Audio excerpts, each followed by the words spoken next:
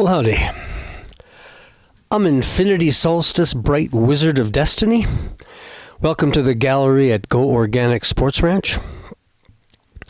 Beside me I have a silk screen by my artist friend Man Woman called Joyride. I like it. So this video blog is called Fully Functioning Forest. That's the title of one of my songs. And it goes like this. It's funny, I suppose, but I just have to read Mr. Tom Robbins, rock star author, over and over again.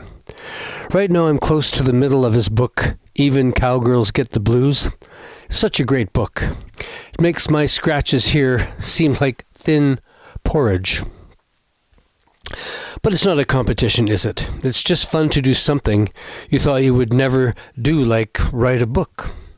And things have been interesting enough lately that I thought I might share. I've been playing music with a great guitar player, Smoke and Ray Monroe.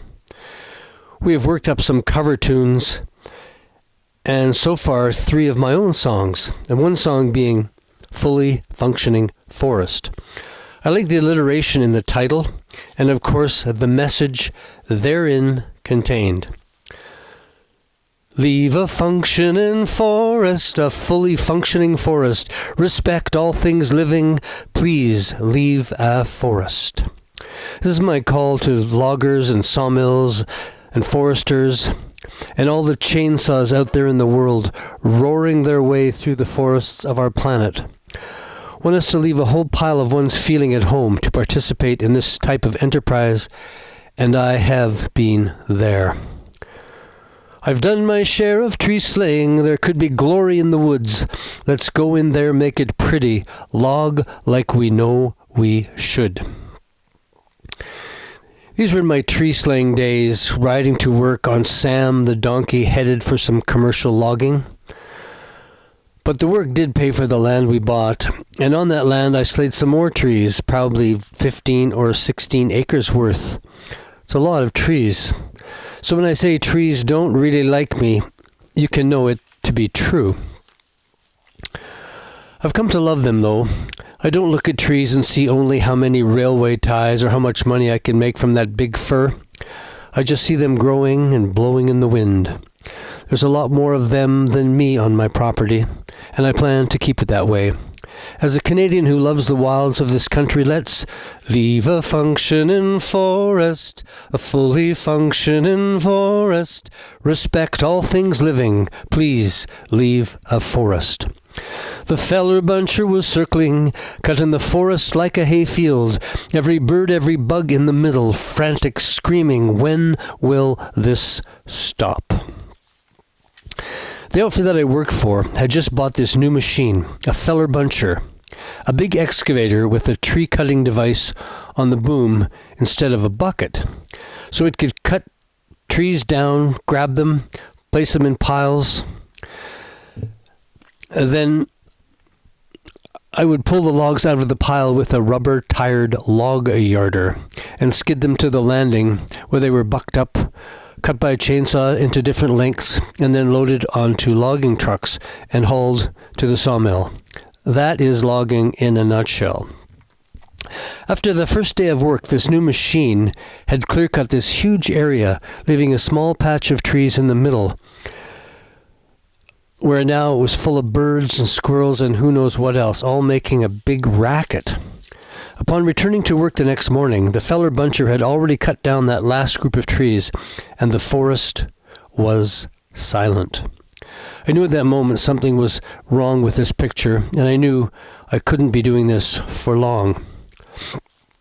We're clear-cutting the Rockies. It's a blight upon our land. Respect all things living. Please leave a forest. Clear-cutting our forest is not the way. Selective logging is better. It sounds better. But to fall a tree in a forest by itself is difficult. The trees hang up on other trees. How do you get them down and out amongst all the other trees? So there's definitely some logistical problems to selective logging. I suggest the best and most beautiful way to log, and keeping the forest fully functioning, is to make smaller clear cuts small clearings. Follow the trees into the clearings that are just big enough that the area can reseed themselves. Is this too much to ask? I don't think so. We'd have more graze for the ungulates, the elk, and the deer.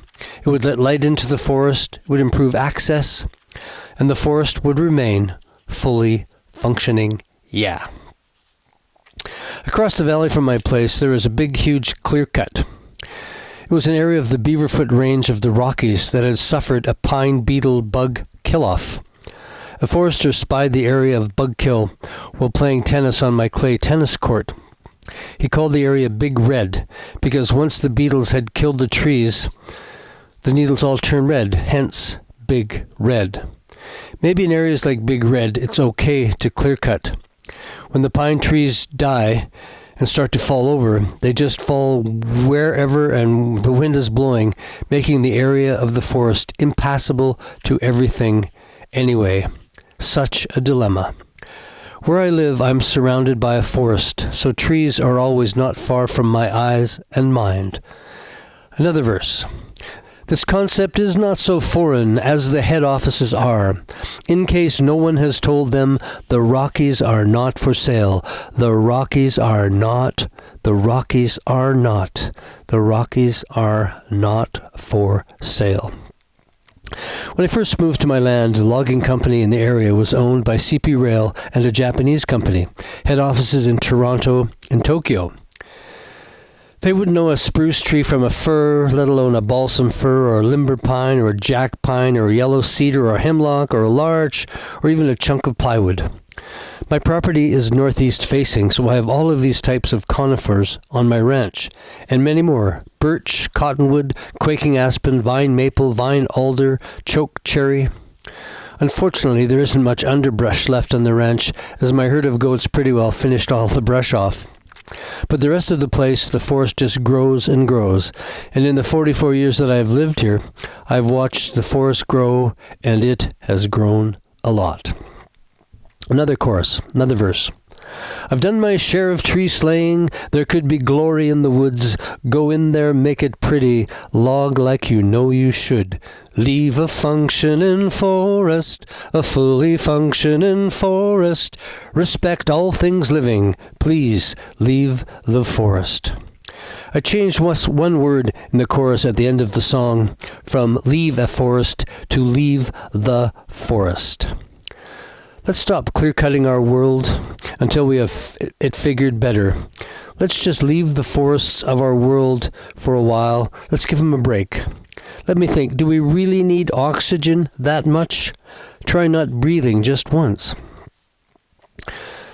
The Rockies are not for sale. The Rockies are not for sale. The Rockies are not for sale. As my son once said to me, Dad, the trees are worth more standing. And as one of my flyway discers will attest, it's so beautiful. She just couldn't contain herself. Long may the trees brush the air clean and amaze me with their magnificence. So you can find this song on iTunes or Spotify, or follow the link below the, what do they call this? This video blog. Anyway, good luck, have fun, have a good listen. Over and out.